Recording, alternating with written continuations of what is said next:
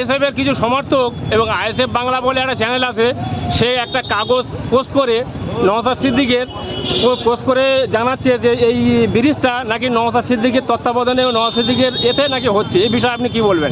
দেখুন, আমাদের প্রাণপ্রিয় বিধায়ক শওকত মোল্লা, মানস ভূঁইয়া আমাদের এই শেষ দপ্তরের শেষ মন্ত্রী, তাঁর সঙ্গে আলোচনা করে টেন্ডার হয়েছে।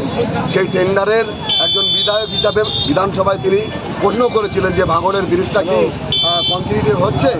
সেক্ষেত্রে ওখানে কথা হয়েছিল, তার খসড়া যে কেউ বিধায়ক দেখতে পারে, কারণ তার নৈতিক দায়িত্ব আছে। কারণ সেই টেন্ডারের কাগজ যখন টেন্ডার হয় আমরা ব্লক স্তরে টেন্ডার হলে আমরা সেগুলোও দেখতে পাই, যে রিটেন্ডার হয় টেন্ডারের মাধ্যমে যে কাগজগুলো আমরা দেখি, সেই কাগজগুলো যে কেউ দেখাতে পারে। সেক্ষেত্রে এমএলএ শওকত মোল্লার দ্বারা এই ব্রিজটা সম্ভব, নওশাদ সিদ্দিকের দ্বারাই নয়। সেই টেন্ডারের কাগজটা তুলে দেখাচ্ছে, দেখো আমি করেছি, আমি এই করছি সেই করছি। সে এখানে একটা প্রেস মিট করে বলুক, সে যদি সত্যিকারের মায়ের দুধ খেয়ে থাকে, যে সত্যিবাদী হয়, সে একজন যদি সত্যিকারের সিদ্দিকি তাকমা তার গায়ে থাকে, সে একবার সত্যি কথাটাই বলুক, প্রেস মিট করে, যে হ্যাঁ এই ব্রিজটা আমি এমএলএ নওশাদ সিদ্দিকি, এই ব্রিজটা আমার দ্বারাই হচ্ছে।